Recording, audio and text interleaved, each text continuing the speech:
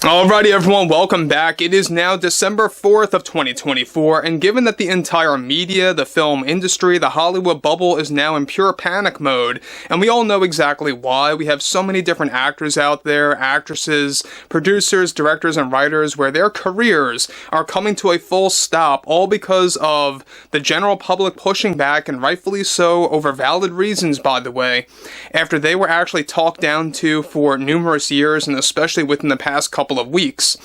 This is Mike Zero. Subscribe if you're new and like this video to see future updates. You can also follow me at Mike01. I thank you also very much for the great and kind support.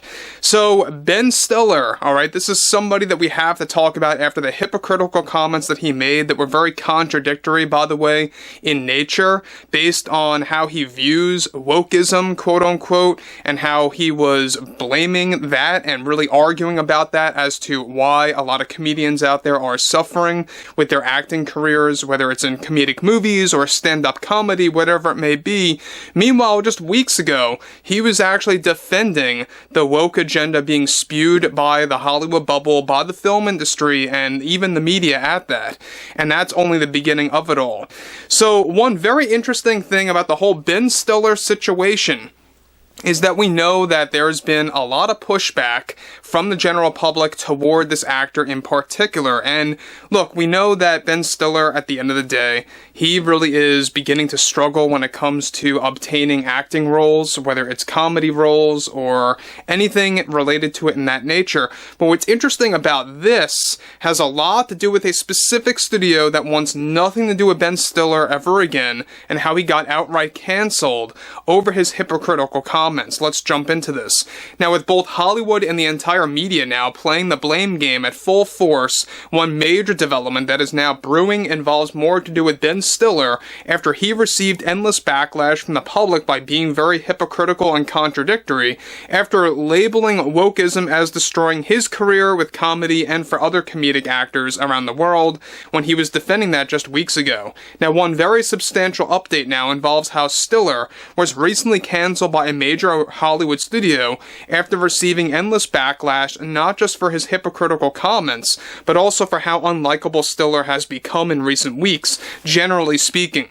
It turns out that Ben Stiller was in the deep stages of developing a stand-up comedy special with HBO that would be the very first of its kind in his career, that would tap into his early career, such as the Ben Stiller Show in his early films, and jokes surrounding those actual projects. Stiller was also set to bring forward political jokes that would be incorporated into this actual special.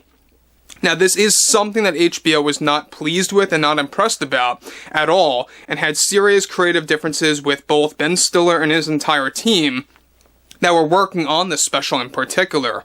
Now, the stand-up comedy act that Stiller was set to write and direct was going to be a combination of a live performance on stage, along with pre-shot skits that would be shown on HBO in between comedy bits. Some of the skits were said to be, of course, to tap into political comedy as well. After many weeks of this development, and especially when Stiller began to become so unlikable after making his hypocritical comments about wokeism, HBO decided to cancel the entire Ben Stiller project that was going to be titled Standing Still with Stiller.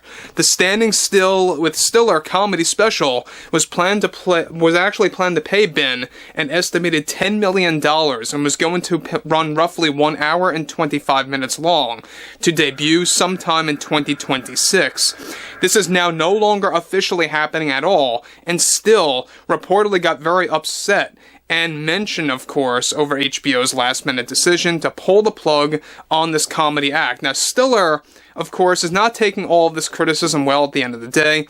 This, of course, is a simultaneous thing happening right now in the Hollywood bubble with many different actors and actresses.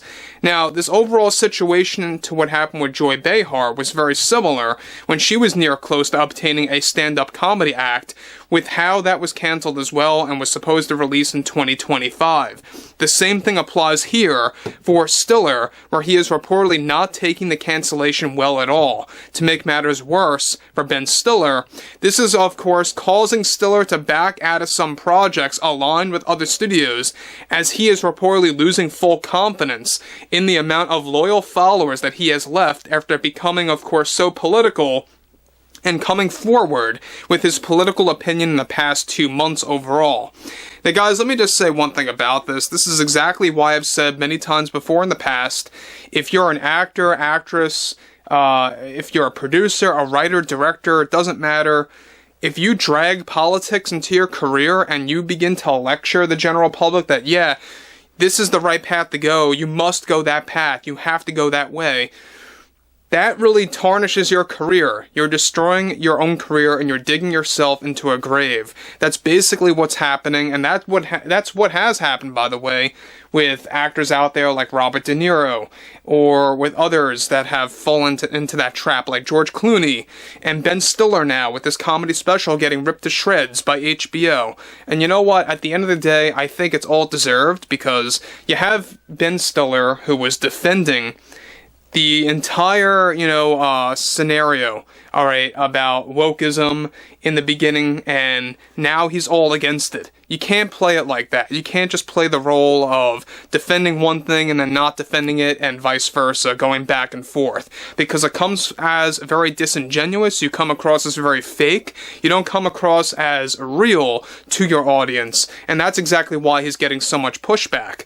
It's not so much about the political aspects, it's more or less about how he was very disingenuous and very fake, right?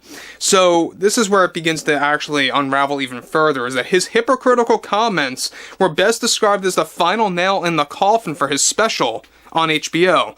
Now, HBO's CEO and its executives are now eyeing to replace Stiller with a well-established stand-up comedian instead, that is very well known, that will boost subscriptions for HBO Max, and more through cable as well. A desperate move by HBO after being forced to essentially cancel Stiller outright because of just how unlikable he has become.